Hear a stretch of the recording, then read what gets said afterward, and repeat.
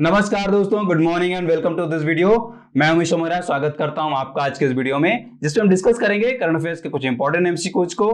और ये क्वेश्चंस आपके आने वाले कॉम्पिटिटिव एग्जाम्स के लिए बहुत ही हेल्पफुल हो सकते हैं। तो वीडियो को पूरा देखिएगा, लास्ट तक देखिएगा, क्योंकि आपको पता है कि जब ये क्वेश्चंस मैं आपके साथ डिस्कस करता हूं तो इनसे रिलेटेड कुछ और भी जानकारी मैं आपके साथ शेयर करता हूं, जो आपके स्टैटिक नॉलेज को कहीं ना कहीं बढ़ाता है, या उस जानकारी से आप एक नया क्वेश्चन बना पाते हैं करंट अफेयर्स का, जो कि जरूर आपके एग्जाम्स के लिए हेल्पफुल हो सकता है। तो वीडियो को स्टार्ट करते हैं और देखते हैं हमारा फर्स्ट क्वेश्चन क्या है। तो फर्स्ट क्वेश्चन है, Who has launched the asset monetization pipeline of central ministries and public sector entities national monetization pipeline? तो यहाँ पे बात की जा रही है नेशनल मोनेटाइजेशन पाइपलाइन की, किसने लॉन्च किया है? मैं आपको आंसर बता देता हूं। आंसर है निर्मला सीतारमण जी, भारत सरकार की वित्त मंत्री हैं। इन्होंने ये लॉन्च किया है। अब यहाँ पे एक टर्म आ रहा है एसेट मोनेटाइजेशन, ये भी जान लेना बहुत जरूरी है। इकोनॉमिक सेक्शन में ये स्ट्रेटेजी के में टर्म में भी पूछा जा सकता है, या इससे रिलेटेड कुछ और भी जानकारी आपसे पूछी जा सकती है, या डायरेक्टली तो ये क्वेश्चन तो बन ही सकता है। तो एसेट मोनेटाइजेशन जो है बेसिकली एक टर्म है जो ये बताता है कि गवर्नमेंट की या पब्लिक अथॉरिटी का कोई भी एसेट जो कि एक पर्टिकुलर टाइम पीरियड के लिए किसी प्राइवेट कंपनी को लीज पे दिया जाता है या लाइसेंस पे दिया जाता है, ताकि वो प्राइवेट कंपनी उस टाइम पीरियड के लिए लीज पे ली गई उस एसेट को या लाइसेंस पे ली गई उस एसेट को अपने तरीके से यूज कर पाए और अपने लिए एक तरीके से रेवेन्यू जनरेट कर पाए। लेकिन भारत सरकार के लिए या उस जो भी गवर्नमेंट इसको करती है उसके लिए फायदा ये होता है कि उस टाइम पीरियड के लिए उसको उस एसेट को यूज करने के लिए यूज करने देने के लिए पैसे मिल जाते हैं। मतलब कि एक तरीके से यहाँ पे सरकार को रेवेन्यू जनरेट करने का कहीं ना कहीं साधन मिल जाता है, राइट। तो यही लक्ष्य है यहाँ पे भारत सरकार का नेशनल मोनेटाइजेशन पाइपलाइन के थ्रू, कि इसमें प्लान किया गया है। और बेसिकली ये जो प्लानिंग की गई है वो नीति आयोग के द्वारा की गई है। उसने ये जो प्लानिंग की है और उसकी जो रिकमेंडेशन रही है भारत सरकार के लिए, रिकमेंडेशन ये रही है कि ये नेशनल मोनेटाइजेशन पाइपलाइन में जो इन्वेस्टमेंट आएगा वो basically brown field core infrastructure के जो एसेट्स हैं उनमें आना चाहिए या उसी में लेना चाहिए, राइट। तो अपने आप में ये बहुत इंपॉर्टेंट हो जा रहा है। दूसरी चीज मैं यहाँ पे एक वर्ड बोल रहा हूँ, ब्राउन फील्ड इन्वेस्टमेंट, ये भी एक इंपॉर्टेंट टर्म है इकोनॉमिक सेक्शन में, ये भी आपको जान लेना चाहिए।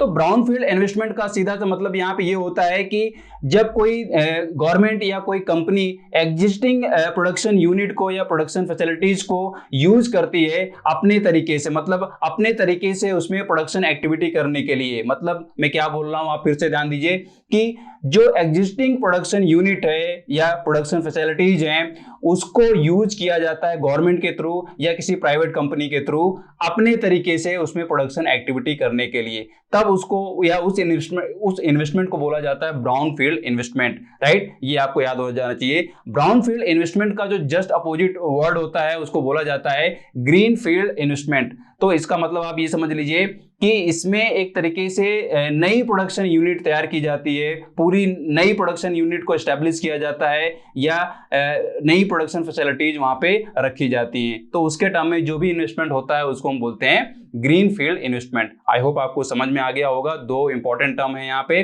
Green field investment and brown field investment. कई बार ये पूछा जा चुका है एक तरीके से कॉम्प्रिहेंसिव क्वेश्चंस के टर्म में, खासतौर पे सिविल सर्विसेज में। जरूर इसको आप याद कर लें।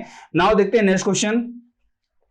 Which institute has developed India's first indigenous motorized wheelchair vehicle named NeoVolt? किस संस्थान ने NeoVolt नाम से भारत का पहला स्वदेशी मोटर चालित व्हीलचेयर वाहन विकसित किया है? तो मैं आपको आंसर बता देता हूं। आंसर है IIT मद्रास। तो IIT मद्रास का एक ये बहुत ही बढ़िया एक तरीके का एफर्ट है जिसने व्हील चेयर को इतना काबिल बना दिया है कि वो मोटर संचालित हो रही है, और वो केवल नॉर्मल रोड पे ही नहीं चल सकती है। मतलब अगर आप उसको उबड़ खाबड़ जगह पे आप ले जाना चाहें तो वहां पे भी ये अच्छे से काम कर सकती है। तो आई होप ये जो फिजिकल चैलेंज लोग हैं उनके लिए जरूर हेल्पफुल होगा। नाउ देखते हैं नेक्स्ट क्वेश्चन क्या है। Asian Development Bank ADB and the Government of India have signed for a loan to expand the metro rail network in Bengaluru. What is the amount of this loan? तो यहाँ पे एशियाई विकास bank ADB और भारत सरकार ने एक agreement मतलब एक साइन किया है लोनिंग के टर्म में। पूछा जा रहा है उस लोन का अमाउंट क्या है। तो जो आंसर है दैट इज $500 मिलियन, राइट। ये याद हो जाना चाहिए। अब यहाँ पे बात आ रही है कि ये जो लोन लिया जा रहा है वो किस लिए लिया जा रहा है, to expand the metro rail network in Bengaluru. तो बेंगलुरु में मेट्रो रेल नेटवर्क को एक्सपैंड करने के लिए बेसिकली यहाँ पे ये ऋण लिया गया है। देखिए अब यहाँ पे इंपॉर्टेंट जो है वो इंपॉर्टेंट ये है कि एशियन डेवलपमेंट बैंक को जानना, एडीबी। मैंने आपको अपनी पुरानी वीडियोज में भी इसके बारे में थोड़ा सा हिंट दिया था, मैं आपको फिर से यहाँ पे रिपीट कर दे रहा हूँ कि जो एडीबी है वो मतलब इसका जो हेडक्वार्टर है वो फिलीपींस पे पड़ता है, और इसका जो मतलब कि जो विजन है, एक तरीके का जो पर्पज है, पर्पज सिर्फ इतना है कि सोशल और इकोनॉमिक डेवलपमेंट करना है। और सोशल और इकोनॉमिक डेवलपमेंट जो होना है खासतौर पे पैसिफिक रीजन की जो कंट्रीज हैं, जो पुअर कंट्रीज हैं या डेवलपिंग कंट्रीज हैं, उनकी हेल्प करना है, राइट। अगर इसमें हम मेंबर कंट्रीज की बात करें तो इस समय इसमें 68 कंट्रीज हैं। कितने हैं? 68 कंट्रीज। ये पहली बात तो आपको याद रहना चाहिए, राइट। और अगर और मैंने यहाँ पे क्या बताया कि इसका जो पर्पज रहता है वो पर्पज हमेशा क्या रहता है, सोशल एंड इकोनॉमिक डेवलपमेंट रहता है, सोशल एंड इकोनॉमिक डेवलपमेंट। तो ये भी कई बार इस तरीके से क्वेश्चन पूछा जा सकता है, ये आपको याद रहना चाहिए। मतलब कि एडीबी जो है वो पैसिफिक रीजन पे जो पुअर कंट्रीज हैं या जो डेवलपिंग कंट्रीज हैं उन पे फोकस करता है, उनके सोशल और इकोनॉमिक डेवलपमेंट पे, राइट। 68 मेंबर कंट्रीज हैं। और अगर खास तौर पे इंडिया की बात करें तो इंडिया जो है वो फाउंडर मेंबर कंट्रीज में से शामिल है 1966 से। और अगर इसको एक पार्टनरशिप के टर्म में देखें तो इंडिया जो है एडीबी में 4th लार्जेस्ट शेयर होल्डर है, ये भी आपको पता होना चाहिए। क्या है? 4th लार्जेस्ट शेयर होल्डर है। और अगर कर्ज के मामले में देखें तब भी क्या है, इंडिया टॉप पे है, राइट। तो ये आपको याद हो जाना चाहिए। नाउ देखते हैं नेक्स्ट क्वेश्चन क्या है। Who has launched a new geospatial planning portal under Bhuvan named युक्त धारा?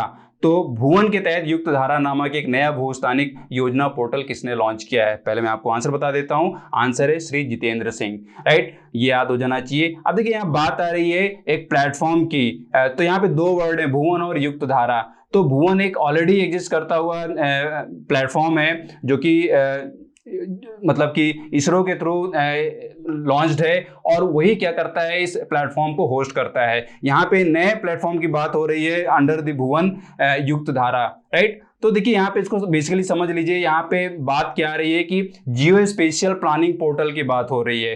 तो ये दोनों यानी भुवन और युक्त धारा दोनों का पर्पज क्या है, जियो स्पेशियल प्लानिंग के तहत आने वाले जितने भी डेटा है, मतलब कि सैटेलाइट्स के थ्रू जो भी इमेजेस आती हैं, जो भी मैप्स एक तरीके से कैप्चर किए जाते हैं, उन मैप्स को या उस पूरे डेटा की एनालिसिस ही बेसिकली क्या है, इस प्लेटफॉर्म का पर्पज है। क्योंकि ये जो डेटा होता है वो डायरेक्टली गवर्नमेंट के थ्रू यूज होता है, या डिफरेंट जो कंपनीज हैं या मतलब चाहे प्राइवेट सेक्टर में देख लो चाहे गवर्नमेंट सेक्टर में आप देख लो, इसका काफी यूज किया जाता है इस डेटा का। तो पर्पज यही है कि इन प्लेटफॉर्म्स के थ्रू उस मतलब जियो स्पेशियल जो एक तरीके का डेटा है, उस डेटा को ढंग से संशोधित किया जा सके, उसकी एनालिसिस की जा सके, और उसका गवर्नमेंट के थ्रू और प्राइवेट कंपनीज के थ्रू अच्छे तरीके से यूज हो पाए, राइट। तो बेसिकली पर्पज इसका यही है। नाउ देखते हैं नेक्स्ट क्वेश्चन क्या है। In which country the world's first green steel produced without using coal? कोयले का उपयोग किए बिना दुनिया का पहला ग्रीन स्टील किस देश में उत्पादित किया गया है? बहुत ही इंपॉर्टेंट है, आपको याद हो जाना चाहिए। तो इसका जो करेक्ट आंसर है दैट इज स्वीडन, राइट। तो स्वीडन में इसको उत्पादित किया गया है ग्रीन स्टील का, यहाँ पे इसका नाम दिया गया है। ये आपको पहली बात तो ये टर्म ही याद रखना है, ग्रीन स्टील, इसका मतलब क्या है, राइट। देखिए मैं आपको थोड़ा सा इसका प्रोसेस बता देता हूँ। स्टील के टर्म में जो स्टील बनाई जाती है वो बेसिकली क्या है, आयरन ऑक्साइड ओर होता है जिसको ब्लास्ट फर्नेस में मतलब रखा जाता है, और कोल या कोक को यूज करके ही वहाँ पे इस स्टील को एक तरीके से बनाया जाता है, राइट। और कोल और कोक का जो वहाँ पे पर्पज रहता है, जो यूज रहता है, वो पर्पज सिर्फ या यूज सिर्फ इतना रहता है कि जो आयरन ऑक्साइड है, मतलब कि आयरन के साथ जो ऑक्सीजन जुड़ी रहती है, उस ऑक्सीजन को या आयरन ऑक्साइड को रिड्यूस करना होता है, यानी अपचयित करना होता है।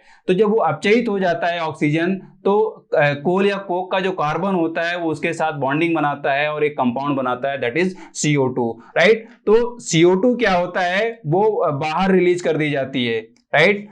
तो CO2 क्या हो जाएगा, बाहर निकल जाती है, मतलब इसका एमिशन होता है और ये क्या होता है, पॉल्यूशन का कारण बनता था। लेकिन ग्रीन स्टील में क्या किया जा रहा है कि कार्बन यानी कि फॉसिल को यूज किए बिना, फॉसिल का मतलब यहाँ पे कोल या कोक है या नेचुरल गैसेस, इनका बिना यूज किए वहां पे जो एक तरीके से नेचुरल तरीके से बनाई जा सकती है हाइड्रोजन, उसका यूज किया जाता है आयरन ऑक्साइड को रिड्यूस करने के लिए। मतलब कि आयरन ऑक्साइड का जो ओर रहता है उस ओर को अपचयित करने के लिए, रिड्यूस करने के लिए कोल या कोक का यूज ना करके हाइड्रोजन का यूज किया जाता है। और वो हाइड्रोजन जो बनाई जाती है वो क्या है, रिन्यूएबल रिसोर्सेज से बनाई जाती है। इसी वजह से इसको क्या बोला जाता है, ग्रीन स्टील बोला जाता है। तो देखिए यहाँ पे मैंने आपको क्या बताया कि जब आप कोल और कोक का यूज करते हैं स्टील बनाने में, मतलब कि आयरन ऑक्साइड को रिड्यूस करने के लिए, तो CO2 का एमिशन होता है, मतलब कि ये पॉल्यूशन क्रिएट करता है।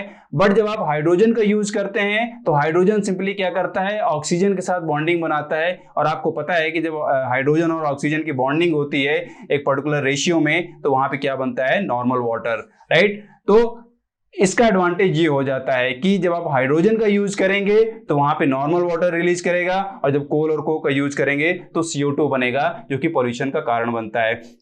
तो अपने आप में ये बहुत ही अच्छी पहल मानी जा सकती है, राइट। ग्रीन स्टील एक तरीके से मोटिवेशन ला सकता है, एक तरीके का मार्गदर्शन दे सकता है इंडस्ट्रीज को फॉसिल फ्री करने के लिए। पूरे वर्ल्ड की जितनी भी इंडस्ट्रीज हैं, अगर आप CO2 के एमिशन के टर्म में देखें तो जितना भी एमिशन होता है उस एमिशन का लगभग 7 to 9% जो एमिशन होता है वो स्टील इंडस्ट्री से माना जाता है। लेकिन अगर ये ग्रीन स्टील सक्सेसफुल एक रहा, एक तरीके से ये जो मतलब इनोवेशन है, ये अगर पूरे वर्ल्ड में अडॉप्ट कर लिया जा रहा है तो अपने आप में ये ग्लोबल वार्मिंग को काफी हद तक रिड्यूस करने में हेल्प कर सकता है, राइट। बहुत इंपॉर्टेंट है, जरूर इसको याद कर लें। तो दोस्तों ये थे हमारे आज के कुछ इंपॉर्टेंट क्वेश्चंस जो कि आपके एग्जाम्स के लिए जरूर हेल्पफुल हो सकते हैं। वीडियो को लाइक करें, शेयर करें, और अगर चैनल में नए हैं तो इसको आप सब्सक्राइब कर लें, साथ में बेल आइकन को प्रेस कर लें, ताकि इंपॉर्टेंट अपडेट्स आपको मिलती रहें। अगर आप फेसबुक और इंस्टाग्राम पे हैं तो वहां पे भी आप हमको फॉलो करें, ताकि जो इंपॉर्टेंट अपडेट्स हैं वो आपसे मिस ना हो। अगर आप डेली करंट अफेयर्स की न्यूज ज्यादा पढ़ना चाह रहे हैं और फिल्टर्ड फॉर्म में पढ़ना चाह रहे हैं, मतलब कि जो रिलेवेंट फील्ड्स हैं कॉम्पिटिटिव एग्जाम्स के टर्म में, उन न्यूज को ही पढ़ना चाह रहे हैं, तो हमारी साइट पे विजिट करिए, जहां पे डेली आपको करंट अफेयर्स की न्यूज मिलती है। तो आई होप आपकी ये वीडियो हेल्पफुल हो रही होगी। मिलता हूं आपसे नेक्स्ट वीडियो में। Thanks for watching this.